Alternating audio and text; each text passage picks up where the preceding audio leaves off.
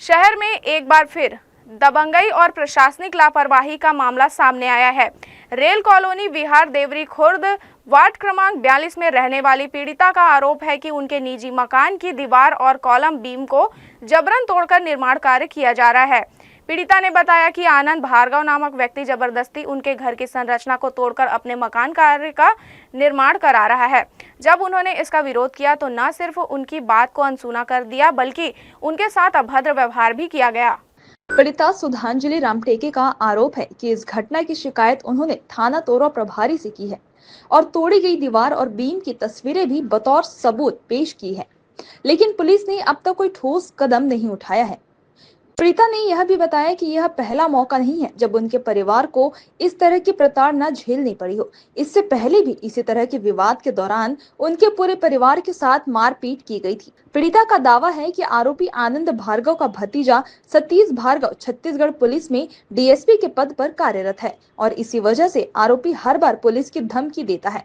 पीड़िता के अनुसार आरोपी खुलेआम कहता है कि पुलिस और प्रशासन उसकी जेब में है और वह जो चाहे कर सकता है। इतना ही नहीं, पीड़िता ने आरोप लगाया है कि आनंद भार्गव ने खुलेआम धमकी दी कि उसकी बेटी जो गुरु घासीदास विश्वविद्यालय में पढ़ती है उसे वह वहीं से उठा लेगा और गायब कर देगा।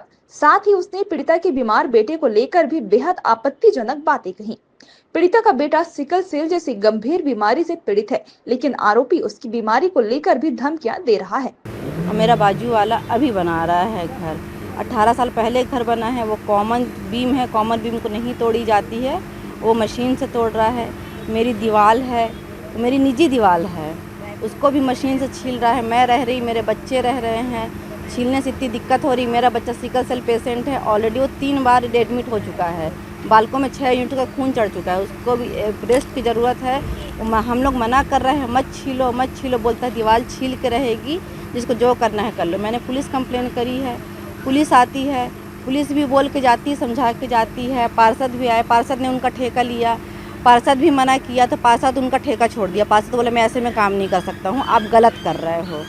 तो पार्षद जी ने मना करके और काम छोड़ दिया है। वो प्राइवेट मजदूर लगा के काम कर रहा है। मैंने जोनल ऑफिस में कंप्लेन करी है इसका काम नहीं रुक रहा है, कंटिन्यू कर रहा है। कौन है ये आनंद भार्गव है, रिटायर कर्मचारी है, रेलवे का रिटायर है। उनका भतीजा डीएसपी है। जब मैंने घर रेनोवेट कराया था तो उन्होंने मार पिटाई भी करी, कोई सहयोग नहीं करते हैं। कॉलोनी में सबके साथ ऐसे ही करते हैं। वो सामने वाली का भी पाइप टूटा है, वो भी बोली कि भैया इसको बनवा दो। आज 1 सप्ताह हो गया है, उसका भी कुछ भी नहीं हुआ है, एज इट इज़ है।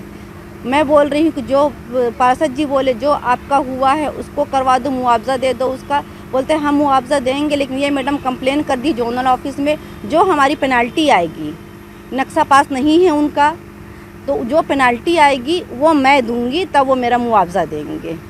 ऐसा बोल रहे हैं। उनको लगता है कि ये मैं जो भी कर सकता हूँ कि बिकॉज मेरा भतीजा डीएसपी है। नहीं, जैसे जी आप सिलाई कर रहे हैं या जी ट्रेन चला रहे हैं, जी, तो क्या कुछ रीजन बता रहे हैं इसके पीछे? पीड़िता ने यह भी खुलासा किया कि जब पहले उनके परिवार पर हमला हुआ था तब की सीसीटीवी रिकॉर्डिंग भी उनके पास है, जिसमें आरोपी और डीएसपी भतीजे की धमकियां साफ सुनी जा सकती है। बावजूद इसके पुलिस ने कोई कार्रवाई नहीं की। पीड़िता का कहना है कि लगातार मिल रही धमकियों की वजह से उनका पूरा परिवार मानसिक, शारीरिक और आर्थिक रूप से प्रताड़ित हो रहा है।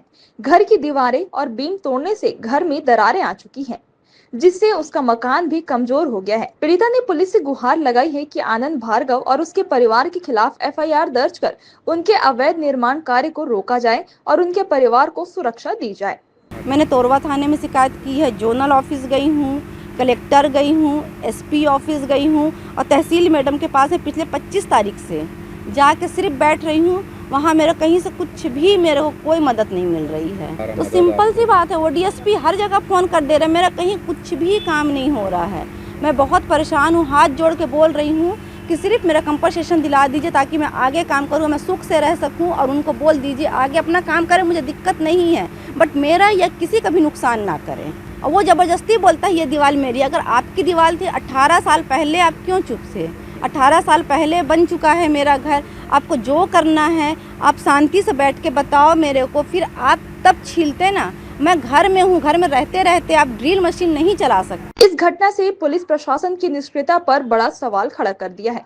डीएसपी का नाम सामने आने के बाद पुलिस की चुप्पी क्या किसी दबाव का संकेत है? आम जनता से जुड़े मामलों में त्वरित कार्रवाई करने वाली पुलिस आखिर इस मामले में चुप क्यों है? क्या आम नागरिकों को न्याय तभी मिलेगा जब वे रसूखदार होंगे? पीड़िता ने कहा कि अगर उनके परिवार के साथ कोई अनहोनी होती है तो इसके जिम्मेदार आनंद भार्गव और उनका परिवार होगा। अब देखना यह होगा कि पुलिस इस मामले में क्या सख्त कदम उठाती है या एक बार फिर अपराधियों के हौसले बुलंद रहेंगे। जी न्यूज के लिए कैमरामैन मनीष पाल के साथ मोहम्मद नासिर की रिपोर्ट।